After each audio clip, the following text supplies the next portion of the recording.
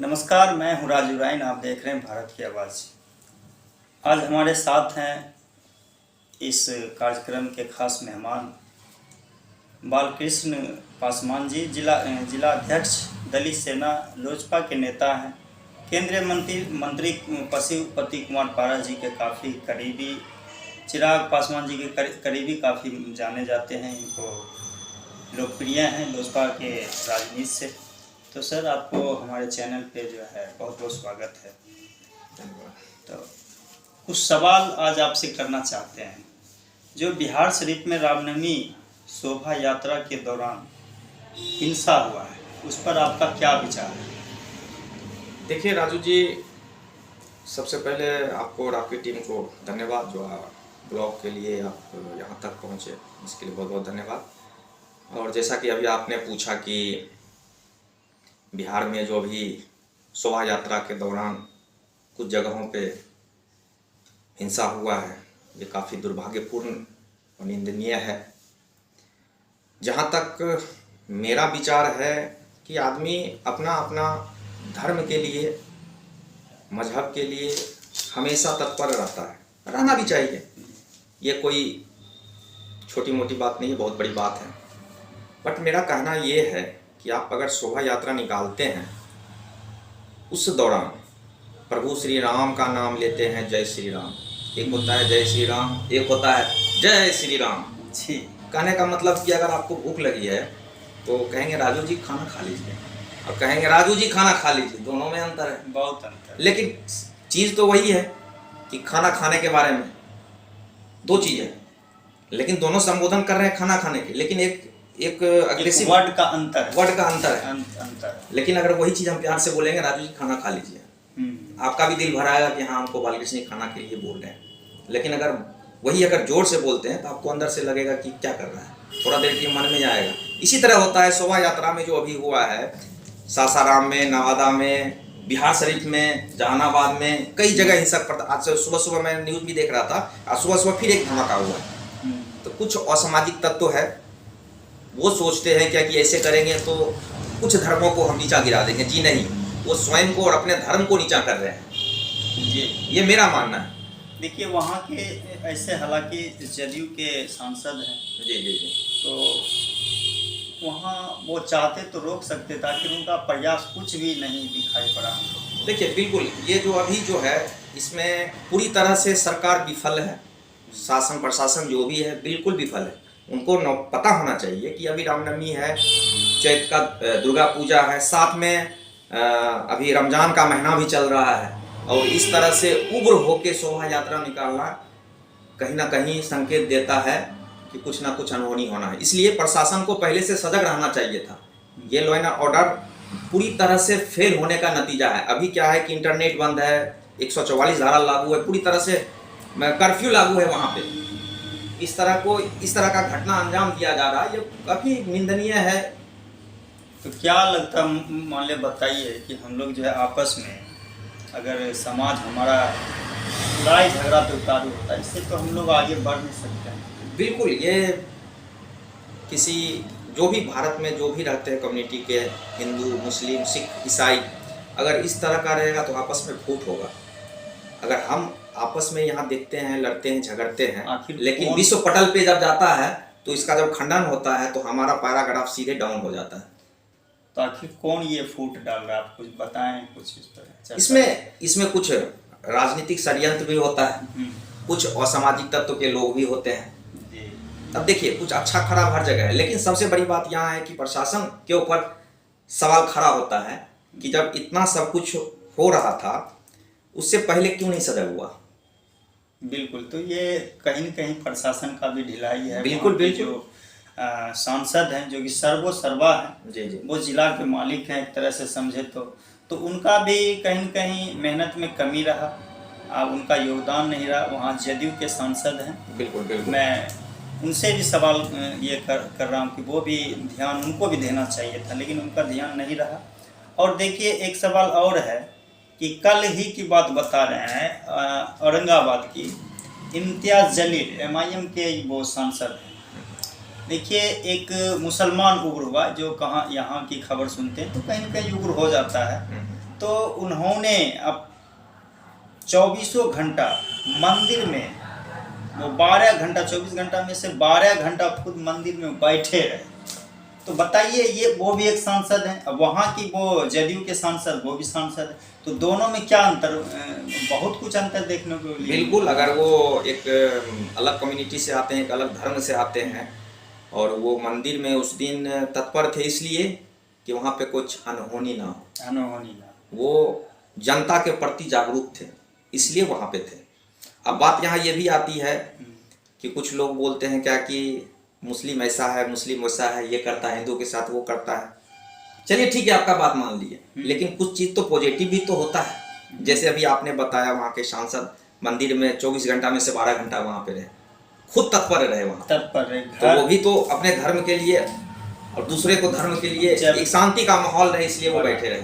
जबकि देखिए अभी रमजान चल रहा है, उनका रमजान था, लेकिन वो रोज़ा रख कर वो मंदिर में ड्यूटी दिए कि ताकि हमारे जो वहाँ के लिए अल्पसंख्यक वो हिंदू हैं, कहें कि औरंगाबाद में ज़्यादातर मुस्लिम की आबादी ज़्यादा, उन्होंने यही सोचा कि किसी तरह का दंगा ना, किसी तरह का झगड़ा नहीं, हमारा एकता जो है वो बरकरार। देखिए यही सोच लाना था प्रशासन को जी।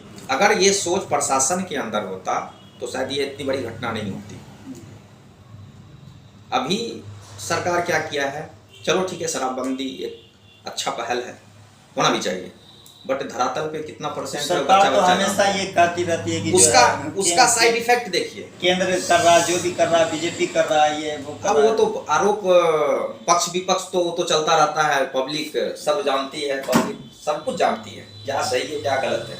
कोई अगर बोल रहा है तो पब्लिक थोड़ी समझेगी, पब्लिक को सब नॉलेज है। लेकिन मेरा कहने का मतलब ये था कि जैसे अभी शराबबंदी है, ठीक है, अच्छी बात है, बट शराब के बाद जो प्रक्रिया अभी चल रहा है, दुर्गम क्षेत्र में आप चले जाइए, छोटे छोटे बच्चे स्माइक के आदी हो गए, शराब से तो बच गए, लेकिन जो ये स्माइक से चल रहा है उसका जनरेशन खराब हो रहा है। सरकार को इस चीज पे बिल्कुल कहीं भी कोई बात नहीं है, इसके ऊपर अभी छोटे छोटे तो खैर बिक रहा है, जो गली गली हर बच्चा जानता है, कौन से गली में नहीं मिलता, हर जगह बन रहा है, मिल रहा है। प्रयास उन्होंने किया लेकिन बंद नहीं हुआ, पूर्ण रूप से बंद नहीं हुआ। और कुछ लोग जो है शराब छोड़ने के कारण जो है दूसरा नशा कर रहे हैं, अभी सॉल्यूशन पीते हैं, पता नहीं और कितने तरह के आता है। ये आपका अभी बोला ना, मैं ये क्या नाम बताया मैं भूल ही गया, स्माइक आज तक हमने कभी देखा भी नहीं, लेकिन मैक्सिमम जो पीने वाला होता है उसके पॉकेट से जरूर एक पुड़िया तो बताइए, यही कहने का मतलब है शराब यदि बंद हुआ तो नशा तो बंद होना चाहिए, लेकिन उसके एवज में बहुत सारा नशा जो है नया हमारे यहाँ उत्पाद हो गया, और हमारे समाज के बच्चे जो हैं वो नशा कर रहे हैं, उससे नशा करके बर्बाद हो रहे हैं। सोशल मीडिया पर आए दिन देखते रहते हैं, पटना जंक्शन के बाहर सोशल मीडिया के थ्रू देखते रहते हैं। इस पर आप नशा पर सरकार से क्या सवाल करना चाहते हैं? बिल्कुल पूरी तरह से पाबंद, अगर लगाना है तो पूरी तरह से पाबंद लगाइए, अदरवाइज आप चालू कर दीजिए। तो आपने सुना, इनका यही कहना है कि जो पहले शराब चालू था तो इतना नशा नहीं था, कुछ लोग पीते थे लेकिन कंट्रोल में था। अभी जो है नशा यानी शराब बंद होने से स्माइक और तरह तरह के सॉल्यूशन, ये सब चीज़ जो है हमारे समाज के बच्चे जो है उस पर उतारू हैं। इसलिए समाज से ये सरकार से इन्होंने कहा कि अगर बंद करना है तो ढंग से बंद करें, नहीं तो शराब जैसे पहले था वो चालू करें, ताकि समाज में बच्चा जो है गलत नशा का आदी है। और तो लास्ट सवाल आपसे ये है बालकृष्ण जी की एकता पर कुछ आप बताइए कि कैसे हमारे समाज में एकता का जो बढ़ावा होगा। देखिए, एकता की बात बहुत अच्छा क्वेश्चन है, ये तो बहुत ही कम आदमी इस पे जब डिबेट होता है या फिर इंटरव्यू होता है तो इस चीज़ पे बहुत कम आदमी इस पे पूछते हैं सवाल, और जवाब भी बहुत कम आदमी देते हैं। अभी मैंने थोड़ी देर पहले भी बोला था कि लोग को स्वयं जागरूक होना पड़ेगा कि हमारा समाज, आज हमारा भारत महान क्यों है, अलग अलग जाति धर्म के लोग यहाँ पे इतने 140 करोड़ आबादी है, इतना बड़ा क्षेत्र है पूरा भारत, और उसमें जाकर के अगर कुछ असामाजिक तत्व है, कुछ उल्टा सीधा काम करता है, जिसके वजह से विचार में फर्क हो जाता है, तो लोगों को ये कोई दूसरा कोई नहीं, स्वयं में ये अपने आप को मोटिवेट करना होगा कि हम एक दूसरे के साथ कैसे रहें, चाहे वो किसी भी जाति धर्म से हो। लेकिन होता क्या है कि किसी के मुंह पे जा करके कुछ उल्टा बयानबाजी करना, तो वो तो बढ़ावा देता है। मैं कहाँ से बोलना चाहता हूँ, आई थिंक आप भी समझ रहे होंगे। बिल्कुल जो है आपकी बात जो है जनता बिल्कुल समझदार है, समझती भी है। बिल्कुल। तो देखिए, इनका कहने का मतलब है, आखिर जो उग्र कुछ लोग होते हैं, सभी लोग तो चाहते नहीं कि झगड़ा हो हमारे समाज में, चाहे हिंदू मुस्लिम कोई भी, कहीं भी अच्छे लोग नहीं चाहते कि झगड़ा हो। लेकिन अगर झगड़ा करने वाले जो कुछ संख्या में लोग हैं, कुछ ही लोग हैं, तो उनमें असल में कमी क्या है, मैं इनसे सवाल करना चाहूँ कि आखिर वो बेरोजगार हैं या अशिक्षित हैं। मैं इनसे यही इस पर बिल्कुल, आपने तो अपने आपके सवाल में ही जवाब है कि अगर उग्र होता है कोई समाज, उग्र होता है कोई व्यक्ति, तो वहाँ कहीं ना कहीं सबसे पहला उसका मुख्य कारण होता है शिक्षा का अभाव। शिक्षा के अभाव के वजह से वो बेरोजगार रहता है। बेरोजगार रहने के वजह से उसके दिमाग में तरह तरह के ख्याल आते हैं, जिसके वजह से उसका साइड इफेक्ट ये आता है, विचारधारा में भिन्न भिन्न प्रकार के चीज आते हैं, जिसके वजह से ये सब होते रहता है। अगर यही शिक्षा अगर उसको मिले, अगर उसको काम और रोजगार मिले, तो ये सब चीज नहीं होगा। मैं दावा के साथ कहता हूँ ये कभी नहीं हो सकता ऐसा। लेकिन कहीं ना कहीं हम लोग शिक्षा से दूर है, एजुकेशन में कमी है, एजुकेशन में कमी है, जिसके वजह से ये सबसे ज्यादा ये यहाँ पे नाकामी होता है। यानी कि जितना सरकार से जरूरत चाहे आम नागरिक को फायदा मिलना चाहिए, वो उतना अभी तक जो है सक्षम नहीं हो पाता। सही बात है। इसलिए आपने सुना, इन्होंने कहा कि शिक्षा की कमी है, बेरोजगारी के कारण जो कुछ लोग हैं उग्र होते हैं। तो इसलिए, और इन्होंने एक बात और कहा कि जो है शिक्षा से लोग को जुड़ना चाहिए, बेरोजगारी वो अपने आप खत्म होगा। और एक बात और सबसे पॉइंटेड बात बोले धर्म के बात, कि हम लोग श्रद्धा से बोलते हैं जय श्री राम, कुछ लोग बोलते हैं जय श्री राम। तो दोनों में फ़र्क है।